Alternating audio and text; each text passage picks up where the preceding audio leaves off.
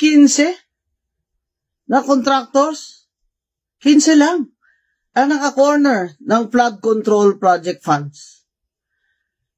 Dapat po suriin din.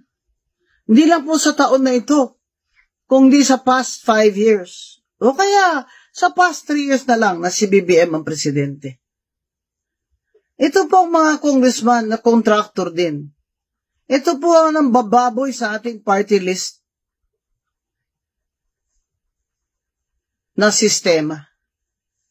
Of course, i-add nyo na dyan yung mga political dynasty, kagaya ni Romualdez, na hindi lamang siya ang congressman, nagdagdag pa siya, asawa niya at anak niya at kanyang kanang kamay ay 3 congressman din sa party list nila na tingog. Saan ka makakita? Yung dating speaker, wala namang party list yun. At ito po ang sanhi. Ito mga congressman na siya ring kontraktor ay sanhi po talaga ng talamak na korupsyon na ng Pilipinas.